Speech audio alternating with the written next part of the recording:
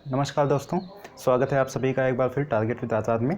आज दोस्तों हम अध्ययन करेंगे हिमालय पर्वत श्रृंखला पार्ट 3 का। पार्ट फर्स्ट और पार्ट सेकंड में हमने हिमालय की विभिन्न श्रेणियों का अध्ययन किया है, जिसमें हमने ट्रांस हिमालय, बृहद हिमालय, लघु या मध्य हिमालय और शिवालिक श्रेणियों का हमने अध्ययन किया। आज हिमालय पर ये तीसरा वीडियो है और यही लास्ट वीडियो है, इसके बाद हिमालय चैप्टर खत्म हो जाएगा। आज इस थर्ड वीडियो में दोस्तों हम अध्ययन करेंगे पूर्वोत्तर भारत में जो हिमालय की पहाड़ियों का विस्तार है, वो कौन कौन सी पहाड़ियाँ हैं और उनसे संबंधित किस प्रकार के प्रश्न आपके पीसीएस स्तर के एग्ज़ाम में पूछे जाते हैं, उन सभी पे हम अध्ययन करेंगे। और इसके साथ साथ अध्ययन इस बात का भी करेंगे कि हिमालय का जो भौगोलिक विभाजन किया गया है नदियों के आधार पे, तो किस आधार पे बांटा गया है, किस प्रकार से वर्गीकृत किया गया है हिमालय को, तो इस पर भी हम चर्चा करेंगे। तो शुरुआत में मैं आपको बता दूं कि एक भूगर्भ शास्त्री थे, उनका नाम था जीएस बुलार्ड।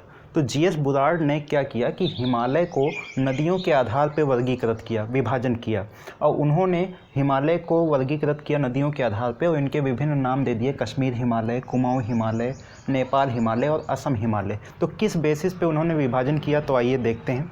आपको पता है कि यहाँ पर आप देख रहे हैं, ये सिंधु नदी का उद्गम यहाँ से होता है, मानसरोवर झील के पास से, चेमायुंडुंग ग्लेशियर से। सिंधु नदी भारत से होती हुई फिर पाकिस्तान तक जाती है और यहीं मानसरोवर झील के पास ही राकस ताल है। राकस ताल से उद्गम होता है सतलज नदी का। तो सिंधु नदी और सतलज नदी, इन दोनों नदियों के बीच का जो क्षेत्र आपको दिख रहा है, ये इतना पोर्शन जो हिमालय का है, इसको कश्मीर हिमालय के नाम से जाना जाता है। क्योंकि ये जितना भी हिमालय का क्षेत्र है, ये पहाड़ियाँ, इसका ज़्यादातर भाग कश्मीर में ही विस्तृत है। तो सिंधु और सतलज नदियों के बीच का जो हिमालयी क्षेत्र है, पर्वतीय क्षेत्र, उसको कश्मीर हिमालय के नाम से जाना जाता है। प्रश्न बनेगा कि कश्मीर हिमालय किन दो नदियों के बीच में अवस्थित है, तो आप बताएंगे सिंधु नदी और सतलज नदी। इसी तरह यहाँ पर आप देख रहे हैं कि ये सतलज नदी है और यहीं नेपाल और उत्तराखंड की सीमा पर ये काली नदी बह रही। काली नदी जो है घाघरा की सहायक नदी है।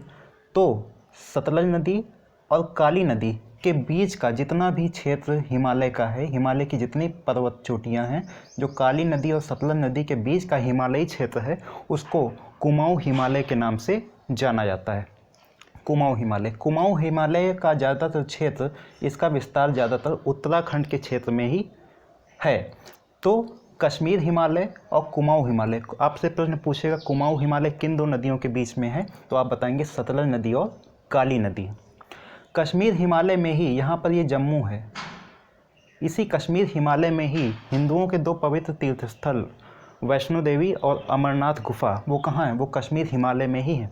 वहीं एक मुस्लिम पवित्र तीर्थस्थल चरार ए शरीफ, वो भी कहाँ है, वो भी कश्मीर हिमालय के अंतर्गत ही आता है।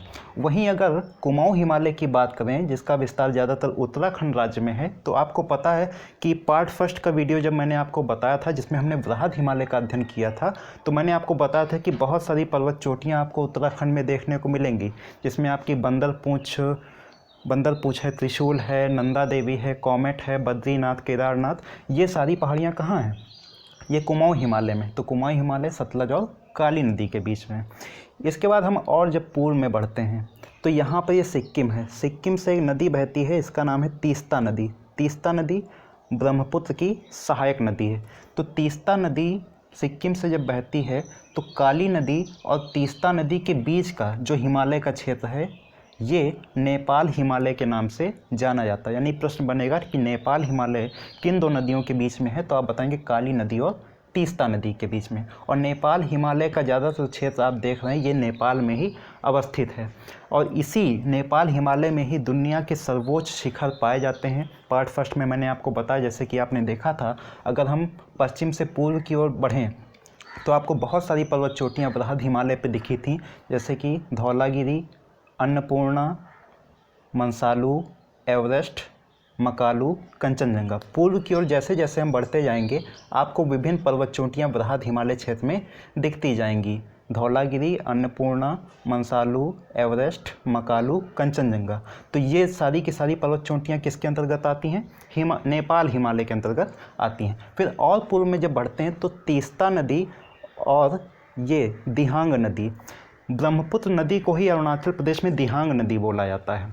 तो ये ब्रह्मपुत्र नदी, जिसका नाम अरुणाचल में दिहांग पड़ जाता है, ये दिहांग नदी आती है और तीस्ता इसी में मिल जाती है, तो तीस्ता और दिहांग नदी यानी तीस्ता और ब्रह्मपुत्र नदी के बीच का जो हिमालय का क्षेत्र आपको दिख रहा है, इसको असम हिमालय के नाम से जाना जाता है। यानी कि आपसे प्रश्न पूछेगा कि असम हिमालय किन दो नदियों के बीच में अवस्थित है, तो आप बताएंगे तीस्ता नदी और दिहांग नदी के बीच में अवस्थित है। तो ये जो है नदियों के आधार पे हिमालय का भौगोलिक विभाजन किया गया है। यहाँ से प्रश्न बन जाते हैं, कोई दो नदियाँ हर ऑप्शन में आपको देखने को मिलेंगी, तो सही विकल्प पे आपको टिक करना होगा। तो ये तो हिमालय का भौगोलिक विभाजन है नदियों के आधार पे। अब हम चर्चा करते हैं पूर्वोत्तर की पहाड़ियों पर। अब पूर्वोत्तर भारत की पहाड़ियों पे अगर हम देखें तो यहाँ पे मैंने आपको सेकंड पार्ट में बताया था कि ये जो शिवालिक श्रेणी है, शिवालिक श्रेणी पूर्व में जाकर ये विखंडित रूप में हमको अरुणाचल प्रदेश में दिखाई पड़ती है। शिवालिक श्रेणी जो कि पूर्व में जाके हिमालय सकरा हो गया, तो मैंने आपको बताया था शिवालिक श्रेणी का विस्तार हमको विखंडित रूप में अरुणाचल प्रदेश में दिखाई पड़ता है। तो अरुणाचल प्रदेश में ये जो छोटी छोटी ब्लैक कलर की पहाड़ियाँ आपको दिख रही हैं, इनको नाम मैंने आपको बताए थे, डफला पहाड़ी, मिरी पहाड़ी, अबोर पहाड़ी और मिश्मी पहाड़ी। डफला, मिरी, अबोर, मिश्मी, ये चार पहाड़ियाँ कहाँ हैं? ये अरुणाचल प्रदेश में हैं। डफला, मिरी, अबोर और मिश्मी ये वास्तव में अरुणाचल प्रदेश में निवास करने वाली जनजातियाँ हैं। ध्यान रखिए, अरुणाचल प्रदेश में निवास करने वाली जो जनजातियाँ हैं वो कौन कौन सी? डफला, मिरी, अबोर, मिश्मी। तो इन्हीं जनजातियों के नाम पर ही इन पहाड़ियों का नामकरण किया गया है। आपसे प्रश्न पूछेगा डफला जनजाति कहाँ निवास करती है, आप बताएंगे अरुणाचल प्रदेश। तो डफला पहाड़ी भी कहाँ है? अरुणाचल प्रदेश में। इसी तरह मिरी, अबोर और मिश्मी जनजातियाँ भी कहाँ पाई जाती हैं? अरुणाचल प्रदेश में ही पाई जाती हैं। और ये पहाड़ियाँ भी कहाँ? अरुणाचल प्रदेश में पाई जाती हैं। डफला, मिरी, अबोर, मिश्मी।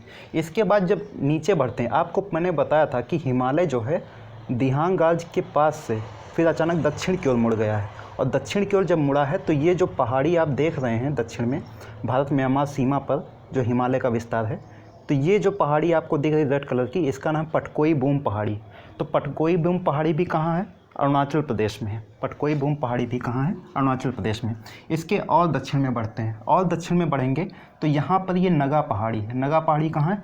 नागालैंड में है। नगा पहाड़ी के और दक्षिण में बढ़ते हैं तो ये आपको यहाँ पे लैमा टोल पहाड़ी दिख रही है। लैमा टोल पहाड़ी कहाँ है? मणिपुर में, मणिपुर। और लैमा टोल पहाड़ी के और नीचे दक्षिण में बढ़ते हैं तो ये जो पहाड़ी आपको दिख रही है ये मिजो पहाड़ी है। ये किस राज्य में है?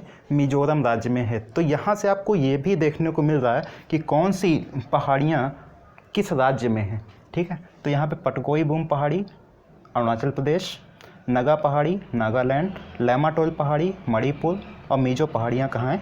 मिजोरम में हैं। इसके अतिरिक्त यहाँ पे असम के नीचे जब हम आएंगे तो ये मेघालय, ये राज्य कौन सा है? मेघालय है। यहाँ पे तीन प्रमुख पहाड़ियाँ आपको दिख रही हैं, कौन कौन सी? गारो, खासी और जयंतिया। गारो, खासी और जयंतिया। गारो, खासी और जयंतिया जो हैं ये मेघालय में निवास करने वाली जनजातियों के नाम हैं। तो इन्हीं के नाम पर इन तीन पहाड़ियों का नामकरण किया गया है, गारो, खासी और जयंतिया। जो ये पहाड़ियाँ हैं गारो, खासी और जयंतिया, ये हिमालय का भाग नहीं है। ये जो पहाड़ियाँ हमको मेघालय में दिखती है ये हिमालय का पार्ट नहीं है। ये जितनी पहाड़ियाँ पूर्वोत्तर की हैं ये हिमालय का विस्तार हैं, लेकिन ये जो पहाड़ियाँ हैं ये हिमालय का भाग नहीं है बल्कि ये पठारी भाग है। मेघालय का जो क्षेत्र है ये चट्टान का जो है उठा हुआ भाग है, तो हमको पठार के रूप में दिखाई पड़ता है।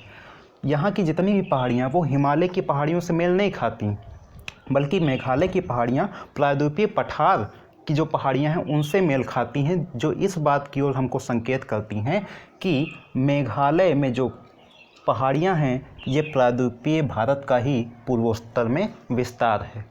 यानी कि ये जो क्षेत्र है ये पठारी क्षेत्र है। पूरा का पूरा मेघालय जो है ये पठारी क्षेत्र है, ऊंचा उठा हुआ क्षेत्र है। तो इसी को मेघालय का पठार या शिलांग का पठार कहा जाता है। आपको पता है कि यहाँ पे दक्षिण में इलाहाबाद और मिर्ज़ापुर से प्रायद्वीपीय पठार की सीमा स्टार्ट हो जाती है। तो भारत का जो ये पोर्शन है यहाँ पर ये छोटा नागपुर का पठार है। आपको पता है छोटा नागपुर का पठार, और छोटा नागपुर के पठार के अगर उत्तर पूर्व में हम बढ़ते हैं तो ये जो पश्चिम बंगाल का क्षेत्र है यहाँ पर राजमहल की पहाड़ियाँ अवस्थित हैं। तो राजमहल की पहाड़ियों वाला जो क्षेत्र है इसी का प्राचीन काल में इसी का विस्तार जो है मेघालय तक था। तो यही राजमहल की पहाड़ियों का जो पूर्व में विस्तार है, यही हमको मेघालय का पठार या शिलांग का पठार के रूप में दिखाई पड़ता है। लेकिन अब ये जो पहाड़ियाँ यहाँ तक विस्तृत थी मेघालय तक, अब क्या हुआ, फिर ब्रह्मपुत्र नदी जिसका बहाव यहाँ बीच से होता है, उसने इन पहाड़ियों को काट दिया और बीच में गैप बन गया। तो यहाँ पे क्षेत्र कौन सा, बांग्लादेश अवस्थित है, और बांग्लादेश में ही इन नदियों ने जो है बहुत सारी मिट्टी लाके भर दिया इस क्षेत्र को। तो बांग्लादेश पूरा का पूरा कैसा हो गया, मैदानी हो गया। तो बांग्लादेश में कोई पहाड़ आपको नहीं देखने को मिलेगा, वो पूरा का पूरा मैदानी क्षेत्र है। तो बीच में एक गैप हो गया, तो यानी कि यहाँ पे ये पूरा का पूरा मैदानी क्षेत्र बन गया। तो ये जो पठारी इलाका है, मेघालय का पठार या शिलांग का पठार, वो वास्तव में इन राजमहल पहाड़ियों का ही पूर्व में विस्तार है। ठीक है, तो ये बातें आपको यहाँ से याद रखनी है। इसके अतिरिक्त एक ये पहाड़ी आप देख रहे हैं, लैमाटोल, नागा के थोड़ा पश्चिम में, लैमाटोल के पश्चिम में ये पहाड़ी है बराइल पहाड़ी। कौन सी, बराइल श्रेणी है, इसका नाम है बराइल श्रेणी, ये भी असम में है। और ऊपर की ओर ये दो पहाड़ियाँ आपको दिख रही हैं, इनका नाम है मिकिर और रेंगमा। मिकिर पहाड़ी और रेंगमा पहाड़ी, ये भी दोनों कहाँ अवस्थित हैं, ये भी दोनों असम में ही अवस्थित हैं। ठीक है, तो इतनी जानकारी आपको यहाँ से मिलती है। ये सारी की सारी पूर्वोत्तर की पहाड़ियाँ हैं और यहाँ से भी प्रश्न आपके बनते हैं। तो आपने देखा कि किस प्रकार से नदियों के आधार पर हिमालय का विभाजन किया गया है और पूर्वोत्तर की कौन कौन सी पहाड़ियाँ हैं और वो कौन कौन से राज्य में स्थित हैं। ठीक है, तो इन सभी तथ्यों से हम परिचित हुए हैं और आज ये लास्ट वीडियो था हिमालय पर्वत चैप्टर पर। उम्मीद करते हैं कि आपको काफ़ी कुछ यहाँ पे समझ में आया होगा।